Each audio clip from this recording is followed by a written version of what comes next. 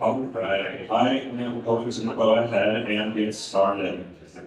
So, this first panel will be exploring open source sharing opportunities, including government agencies and open source communities, and how they can collaborate more effectively. This discussion will cover successful collaboration models, strategies for encouraging contributions from both government and private sector partners, and the cultural challenges in adopting open source within traditional government operations. Panelists will also share real-world examples of open source driving innovation, discuss sustainability strategies for critical open source projects, and consider how funding models and policy and regulation impact open source adoption in development and government settings. So, without further ado, I'm going to go ahead and sit down and get started.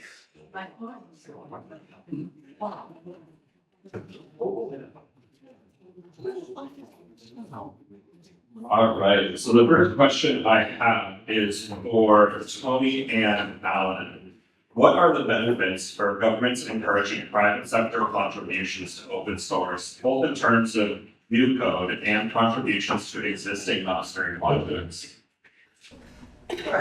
You start. How's the sound level? Is this good?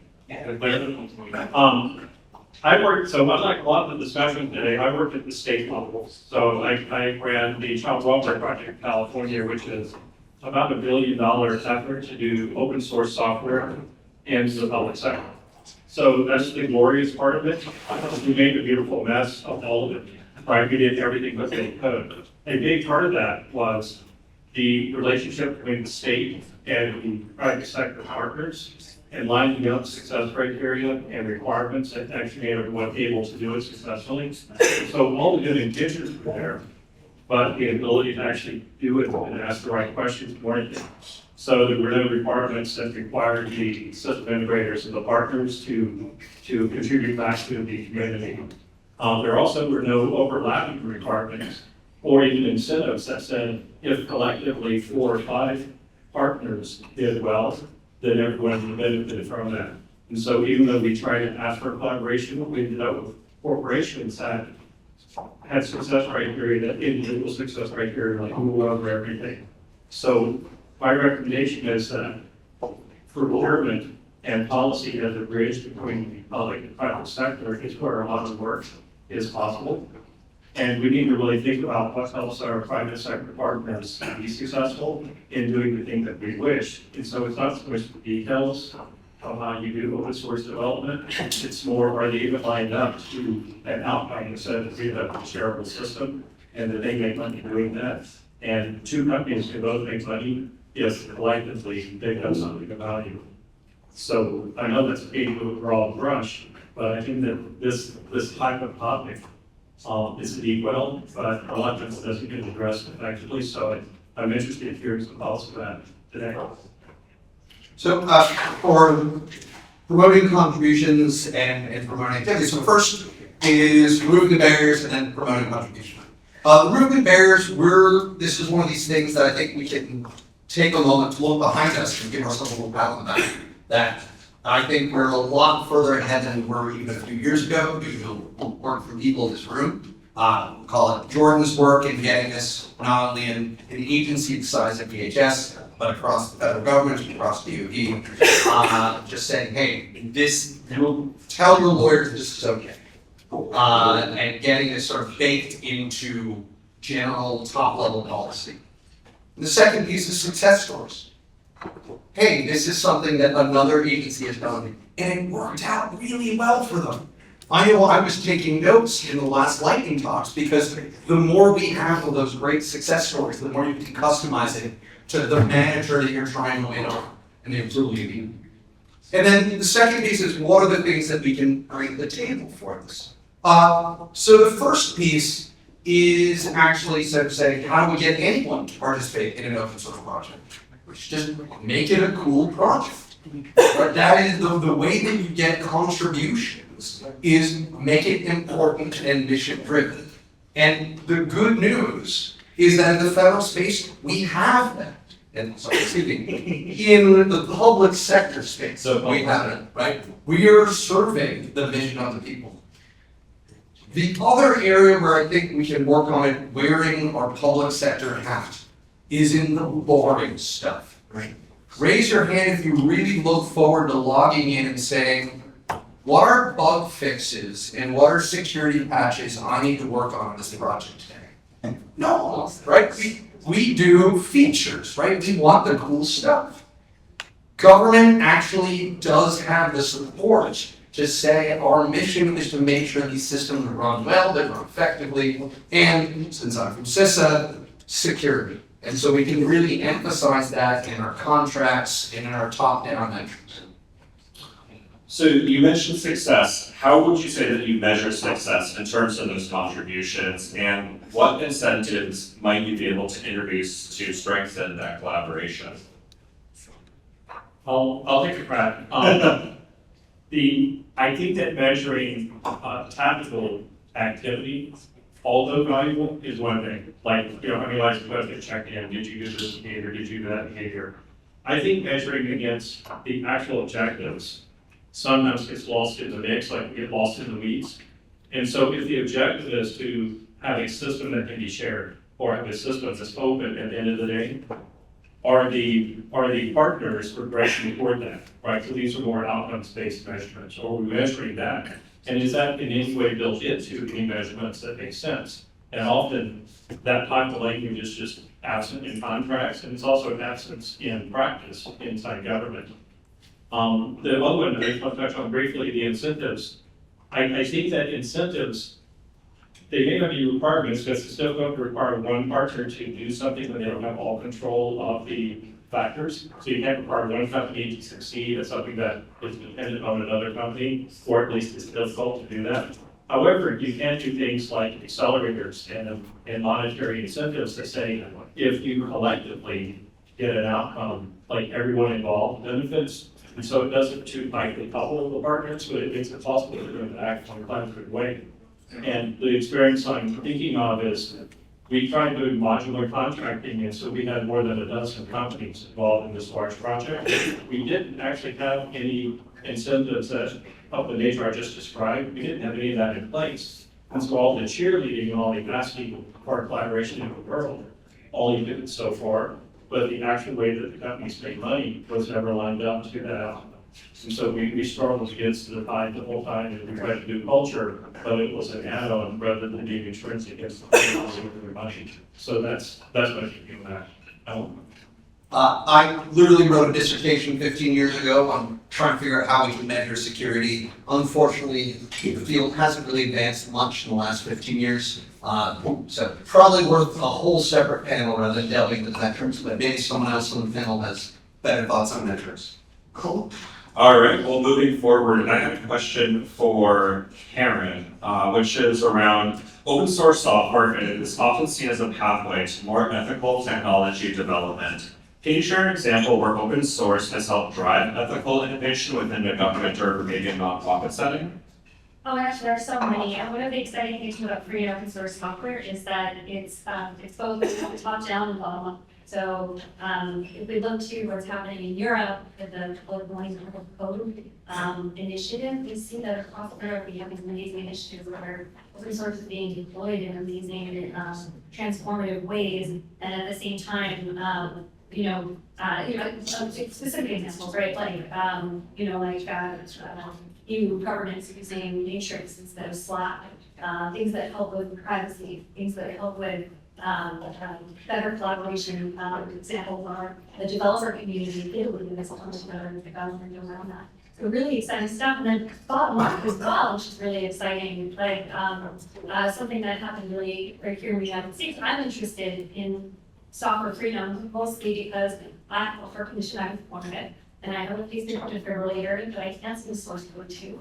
And I was inappropriately, unnecessarily shocked while I was pregnant, simply because my husband was PT, which is entirely normal for a pregnant person.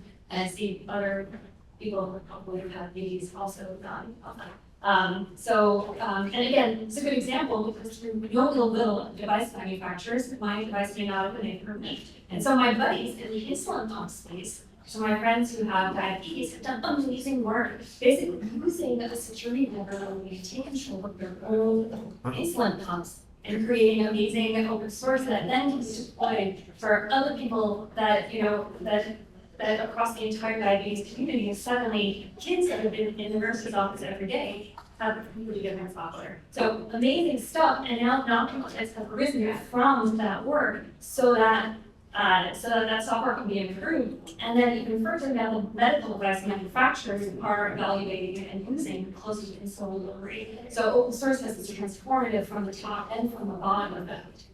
Wow. Continuing on with that, how would you say that you're able to manage concerns around licensing, contribution guidelines, and governance when open source projects are implementing in high stakes environments like the one that you just described, either in legal systems or in healthcare or even inside of your own body? Yeah, it's my answer here is actually, I think, fairly counterintuitive for some, which is that copyleft is actually much more of a solution than it is a problem. So we often talk in this context of how do we manage the risks. Oh no, what if we have to release our code, right? What if we release more than we expected? But as Lucas said, just start by open sourcing, right? Like earlier, just a moment ago. You only have to worry about these issues if you're planning not to release your code. And working together in copyleft means that there's assurance that code will be available and even make security improvements. I think it's one of the kind of the misleading things about SBOMs because it sort of seems like, apologies, but like, you feel like you've got some real security because you have a list of the open source packages and you don't have any idea how they're actually used in whatever you serve to play, right? And worse still, even if you find out later that there's a security vulnerability, you can't actually fix it yourself because you don't have access to those really corresponding source code and scripts to control installations. So this idea of like a right from care and a right to basically that we have to be able to modify our solutions first in every single context that we're deploying software. And it's really, if we would just, embrace the idea that we should share through copyleft or other licensing mechanisms, it actually solves the governance issues, many of the security issues. It's hard work, but it's worth it.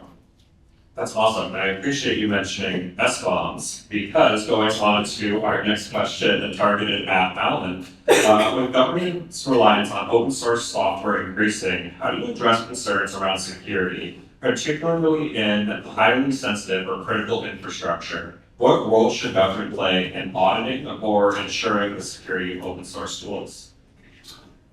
So, for those who are not familiar, SBOM stands for the Software Bill of Materials. If you've ever met me before, I've probably talked way too much about it to you, and I apologize. It's this radical notion that we should actually know what's in our software, whether it is open source or proprietary. And by the way, I'm still looking for a piece of proprietary software that was written in the last 12 years that doesn't have at least something that is open source. So, let's start with what we know is very hard, which is at scale determining whether arbitrary software is secure. Right? That's kind of mathematically identical to the halting problem, which we know is impossible. What we can do is start with what is easy, which is known badness. So we have a list of vulnerabilities, 30,000 a year. So, it's a small list. It's a lot of work to check. You're right, not all of those actually affect the problem. We also have other resources. We have things like the known exploited vulnerabilities, the KEV list that exists at Vulnerability. So, hey, we know that bad guys are using this today. Great. Fix that immediately. And in between, there are lots of other risks that are going to be custom. There are lots and lots of parts of the US government and critical infrastructure that are very concerned about where software is made, or at least which governments can influence what goes into that software. Transparency helps with that open source, although we've already talked about XD. Doesn't solve it, just means we need more attention and more tooling. So SBOMs give us the starting point. They should be the table stakes, the minimum that says all software, open source or not, we need to know what's in it. And if you're concerned that that is creating a security risk, boy, do we have a thing called Linux to tell you about. So speaking of projects like Linux, how would you say that it is best to manage the potential tension between the open collaborative model of public code and the sometimes rigid or regulated environment of government software development? Oh dear, that's me. That's No, I think so. Forgive me, I'm coming at this more as a security person than a government expert. So again, I'll turn the approach here. But this is one of the things that we are trying to do at CISA through having a framework that says how do I talk about risk, and then tooling to automate it. We've already talked about the value of potentially trusted repositories, and for those who aren't familiar with some of the great work that's happening in DoD, the Iron Bank model is not necessarily going to work for everyone, but it's a very sustainable approach to say, when we have the tooling, let's focus on it and then use it for the trusted repository. It's not an obstacle if you actually build processing. Tony, did you have any thoughts on the government side of that? Well, I do. I think there's a wonderful tension between determinism and creativity. So creativity is I want to have as much innovation potential at all times. Like I'm going to be agile, I'm going to be iterative, I'm going to use open source, I'm going to be surprised by what my developers come up with. Determinism is I'm not going to end up in the paper because I'm a director from X and the program blew up or got hacked or there's a big security flaw. And so I love that tension because historically, if you lock it down so tight that you try to be sure it's durable, you kind of prohibit innovation. On the other hand, if you innovate, you don't know what's coming in, you don't know the supply chain might not be managed, you may not have a chain of custody of the code. There could be a number of factors. So I don't suggest to have the recipe, but I like that the thread through so many of the discussions today are that blend of how do we begin to secure supply chains? Do we do it as a secure repository? All these different approaches so that government can move forward with a higher velocity of innovation, but do it also with a higher expectation on reliability and resilience. Both have to be in place because if the public sector, which is already risk averse by design, if they have explosions, if they have large scale failures, it's just going to set all this hard work back, right? Because you can't do innovation at the risk of just having failure. So finding a way to move forward creatively while increasing the security. I'm the last person who has teach you that recipe, but I think that recipe is critical. That's really the juice that makes all this possible. Awesome, thank you so much. Moving forward, this one is targeted at you, Mike. How has open source software, particularly Drupal, driven accessibility innovations in government services? Could you possibly share an example where this has significantly improved user experience? And what challenges did you encounter in aligning accessibility goals with open source development? So about the next hour, right? Yeah, I think we're on here till midnight, right? Okay, good. So how many people here use Drupal on any site? Okay, probably more because 55% of CMS, government CMS at the federal level identify as using Drupal. So Drupal is the most prolific content management system that's used in the federal government, and it's used in governments around the world. Back in 2008, I had a silly idea. I thought I could go off and make Drupal more, I could make Drupal accessible by default. I thought that I would be able to, with my small team, to go off and to make Drupal accessible. Well, I haven't done it yet, but we made some significant improvements, really significant improvements. And more so, like, I think that Drupal is the most accessible content management system in the world today because of work that I started back in 2008. Now, it took a whole army of people to make this happen. But it was we did, one of the first things I did was hire a blind developer. And he went off and was reminded us all about the importance of making the back end accessible. This is back in Drupal 7. So the back end would be usable by blind users. But holy moly, there might be people who create content who are blind. That shouldn't be a surprise to us. But it was something that's actually still an exception. There's still very few that they're. In terms of big accomplishments, one of the things that I was able to bring in was ATAG support for Drupal. And ATAG is the authoring tool accessibility guidelines. Probably most people here have never heard of ATAG. Most people have never heard of WCAG, which is the Web Content Accessibility Guidelines. But ATAG is actually something that would make Section 508 compliance much easier because it looks at trying to go off into help authors create more accessible content. Again, this might be a shocker to you, but most content authors are not accessibility experts. So why do we expect content authors to produce accessible code? They can't. Just like they can't spell because they need a spell checker. So you build in the accessibility checks into your tools to support your authors, and then there will be less accessibility problems. So it's thinking, how do you change the system to try and improve the experience for everyone? But so much of what we did was trying to go over building good defaults into Drupal and to change the culture. So that I've got an article on GitHub's README page that talks about this, trying to talk about how we made accessibility issues a bug in the Drupal community. It wasn't a feature of web profiles, it was a bug. And bugs are culturally understood as a problem that needs to be addressed in the open source community, or software communities in general.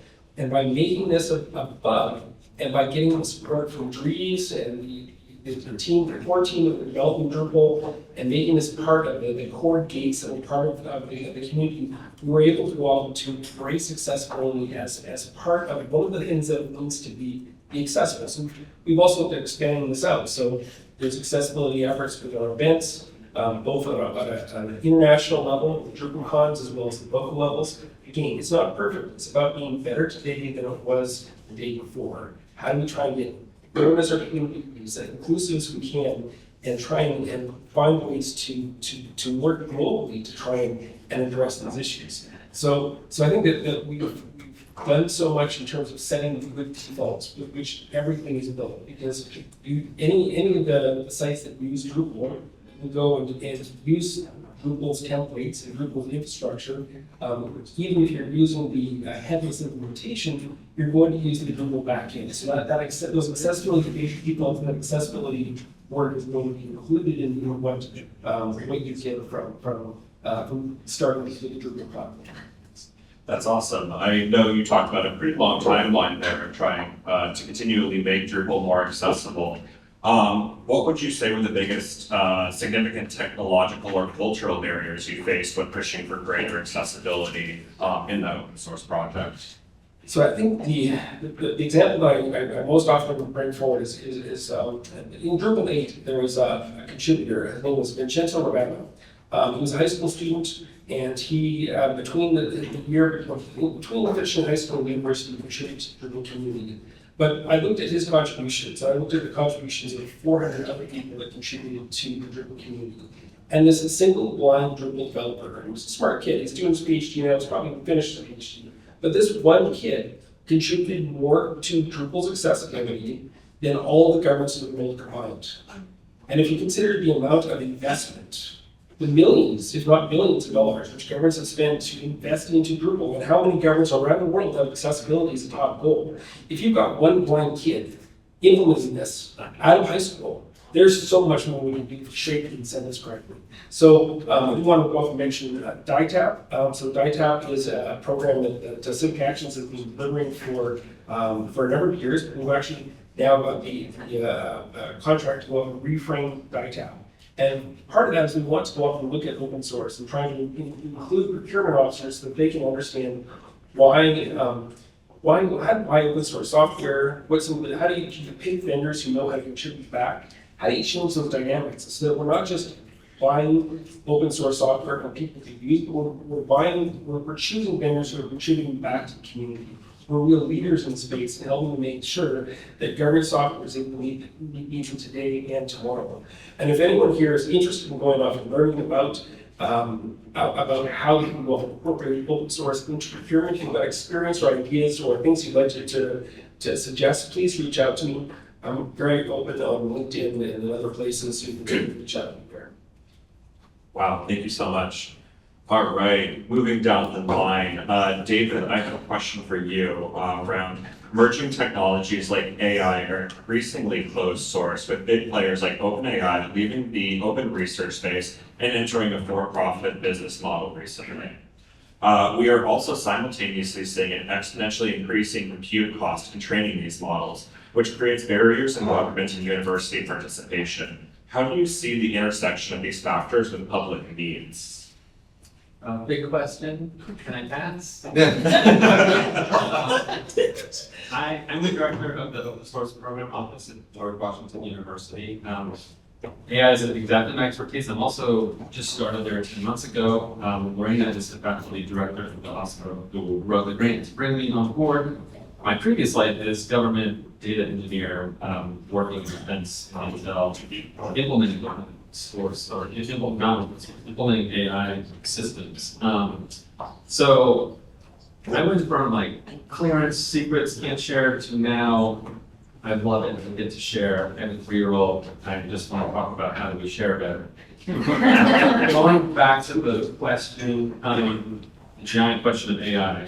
So from a really high level, I think that we have an imbalance now between industry, government, and academia. Industry has taken over in the lead, and it's scary to me because they have generally proprietary closed models. I really believe that openness, the government and academia need to work together and use open models to be or to help move industry or bring the balance back so that we can start to build things in the public interest and make sure AI and some of these new technologies that are coming are having the public interest in mind.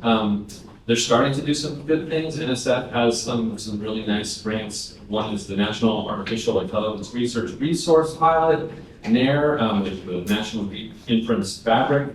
So there's an opportunity here for academia to do research on some of this technology that's moving forward so quickly and start to give evidence policymakers and government to make policy, the laws that can really be looking out for all of us instead of just dollars. And what ethical considerations do you think should be at the forefront? And how can open source governance models ensure responsible development during that process? I have a very simple answer here. I think ethics don't have to cheat. What we need is to have laws and policies that are based on science and research. So, and I think while the open source ethos doesn't guarantee an ethical community, I think it has two ideals that I love that will that are in stark contrast to the proprietary closed models. One is openness and transparency, accountability, and the other is cooperation and community. So I think those two things are incredibly powerful, and I hope that we will, governments and academia, will start using them together to fight the forces. So I'll open this one up as well to Lorena. I know that, as you said, the GW OSPO is working on a lot of new partnerships that are kind of fresh to talk about. But I was wondering, in what ways do you think that those projects, such as the CMU Open Forum for AI, will be able to positively influence future government policy decisions? But you got a wish list right now. Thank you. This is not my usual crowd, so let me just say, I don't know anyone in the room except David, as he said. I am the faculty director of the Open Source Program Office. So just to introduce myself to the room, I'm a faculty member, I'm an educator. I teach engineering here at GW. And it was very, very humbling and very inspiring to hear all the lightning talks first here and think about how all government workers are stewards of the commons, of this huge commons that, health, education, infrastructure, all the things that make our society civilized and wealthy and prosperous. So I'm awed by all of your service. And then I want to make, what is the connection to open source? When we talk about open source software, often we bring up this word as well, the commons, right?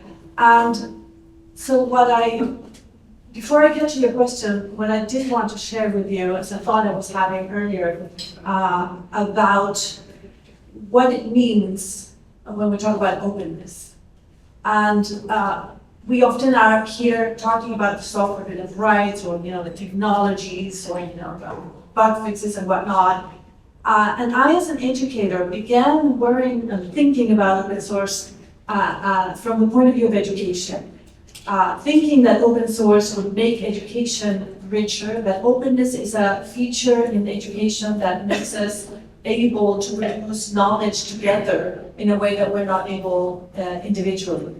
And I have a quote here that I'd like to repeat from a philosopher in Canada who is in education as well, that is very inspiring to me. Defining openness as a way of communicating with each other. Openness is not about stuff, what we do with stuff, the software, the technology. It's about what we do with each other, how we communicate and collaborate with each other.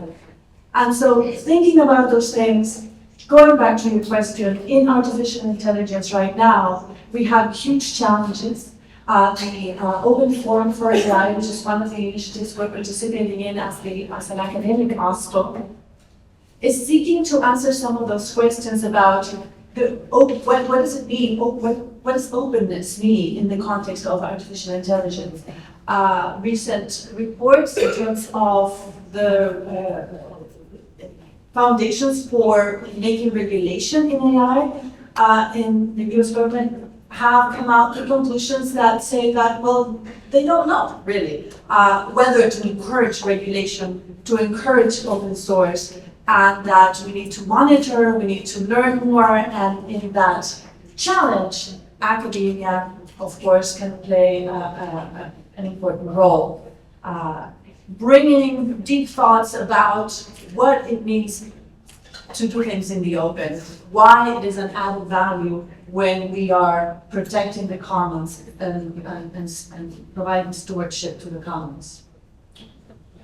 I really liked how you framed protection around the commons, kind of drilling down again. Some of the things that we've talked about today around safety, privacy, and equity. What specific policy recommendations do you think that you might suggest to help ensure software development remains both innovative on one end, but also respects the guardrails around the safety, privacy, and equity concerns that we've been talking about? Is that a question to me? That was to you. Okay. All right. So, I guess I go back. Were you saying that my microphone is not working? When it's facing the speaker, it causes feedback, so it's I going to see. get So that it's much. okay. All right. Sorry, all right. audio nerd. Another promotion of ideas. I wanted to know what it was.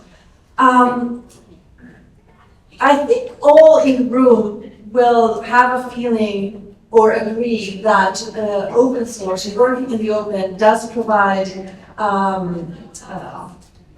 security. Of course, our friend from CISA probably is in that camp. Because, as Linus' law says, the more eyes on the software, the all bugs are shut, whatever the way that goes. What is it? The more eyes, Enough eyeballs. with enough eyeballs, all bugs are shut. So that expands to the idea that transparency is a value in itself, just like openness, because it allows us to find the weaknesses, to find the areas, to find the limits of where we, where's the precipice up to where we should be advancing. So again, it all comes back to thinking deeply about the values that openness can bring to those challenges that we face, the values of transparency and a culture that values collaboration and access to technology above all. To my eyes, is a strategy for dealing with complexity and the challenges of privacy and security. I'll add to that. One thing that Open Forum for AI is doing is trying to insert academia into the conversation about AI. We believe openness in AI will yield societal benefits in a manner similar to open data, open source software, hardware. So we think that openness is very important. Specifically, the GW also and many other organizations have endorsed the new OSI World AI license definition. So we encourage others to endorse that as well. I would say that the open source AI definition has received a lot of criticism lately. Yes. And so, like, definitely take a look at it yourself and see what you think about it. We at the Software Freedom Conservancy are publishing actually today a more aspirational statement about what we want from our LLMs. Basically, one of the things that we're really worried about is making sure that there's access to full training data. I think we can gloss over these important issues in part because a lot of the training materials are based on, as I mentioned copyleft earlier, but I didn't say what it was. Copyleft is licensing that allows you to take copyright, but for sharing instead of keeping it proprietary. And there's copyleft licensing and permissive licensing. And permissive licensing can be proprietarized and fractured, and we often lose access to it over time, and free. And the training data is built of a tremendous amount of copylefted material. We can help publicize that, but we don't. ChatGPT apparently recommended to quite a few people to donate to Software Freedom Conservancy, even though people have any idea who we are. And it's because the people who wrote a lot of the material that it's being trained on have said donate to the Software Freedom Conservancy, right? And so the entire body of material that we have created is a public for the public's use going forward is being put through and being basically, it's a copyleft washing machine. So the output is without those copylefted public good lines. Anyway, but it's a topic for entirely different. Just jumping to really, and the step one there is transparency. It's figuring out how do we describe data in a way that is meaningful and scalable. I've had many conversations with the OSI director, and they made a decision to be more pragmatic in their definition so that there wouldn't be a zero set. So OpenAI, the company, is not open. The Meta Llama models are not open by the source definition. I think there's only a couple that are actually meet this definition, but they don't say that you have to have release all of the training data. What you have to release is enough information about the training data that you could reasonably make a similar models to yourself. So it's a compromise, and people, I think it's really valid to be upset and want to have a more principled definition. They made a decision to have that. And I want to ask whether I acknowledge the debate that has happened, but to give a counterpoint to your adherence to copyleft principles, I'm a big advocate for permissive licenses in my case. As a researcher, a person who works in academia, I have come to understand the maximum freedoms to be what I advocate for, because if I do research, write papers, produce some innovations, and I release those in a permissive license, they have the most legs, in my opinion. I want the most impact for the work that we do as researchers. And so I adopt permissive licenses, not copyleft license, because permissive licenses do mean that someone can produce derived works that, for their purposes, produce either proprietary, commercial applications, and so on, but lead to more possibilities for innovation and creation of wealth and knowledge. And so that's a different point of view. The debate is healthy, and the diversity of points of view needs to persist, survive the conversation, because we might not ever agree, but we can adopt frameworks that allow for that diversity to continue fueling innovation. That is what that's the meaning for me of open collaboration. This is an age-old debate, and definitely, if you ever want to discuss licensing or any complicated issues, we at Software Freedom Conservancy are just very happy to like dive right into all these licenses and discuss them. But I think just like, I do want to jump in because Charlotte is knowing that we actually don't have the room until midnight. Unfortunately. So I do want to make sure I get to Andrew with a question about GitHub to become a de facto space for open source developers to share and collaborate on projects. You work closely with government organizations to help them adopt innovative software development solutions. However, the requirements and priorities of government and open source can sometimes vary wildly.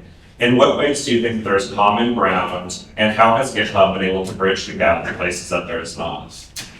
Yeah, thanks, and I've been quiet on the sidelines, and before we get into the question, I do want to comment on a couple of things there related to some of what you made about the medical device space. I participated in blockchain research around medical device interoperability. That is a space that is ripe for disruption when it comes to open source. There's so much proprietary software out there.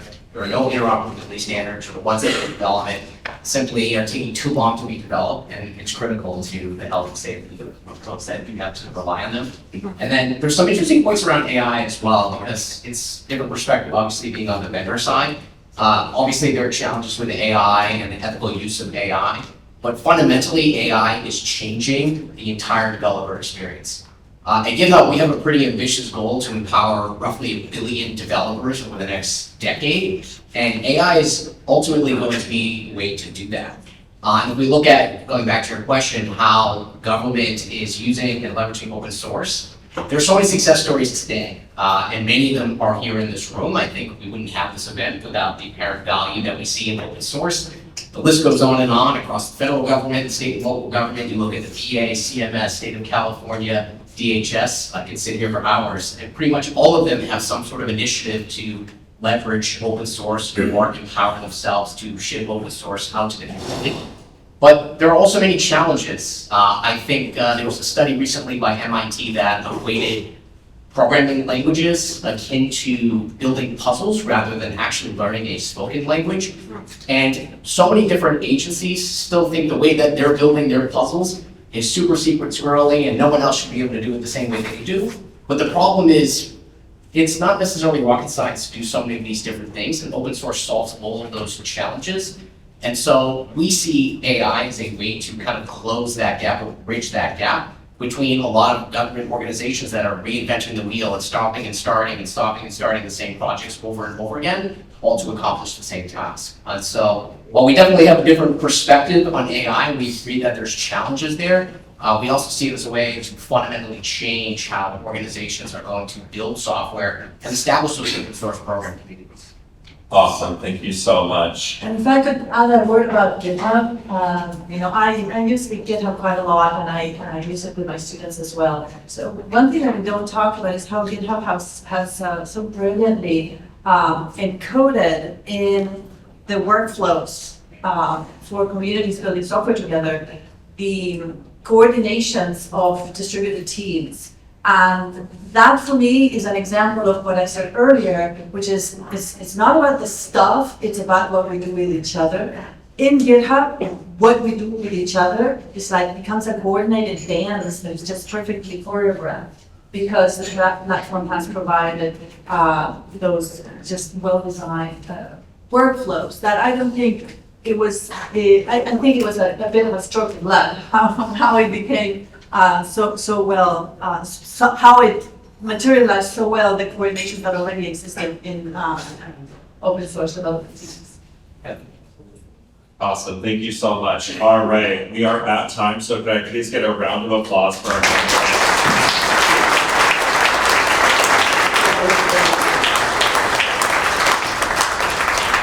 Thank you all so much for taking time out of your busy schedules to come down here. I wish I could keep you all here till midnight. So we are going to take a short 10-minute break and reconvene at 3:30 for our second panel. This panel will be emceed by Margaret. Thank you so much.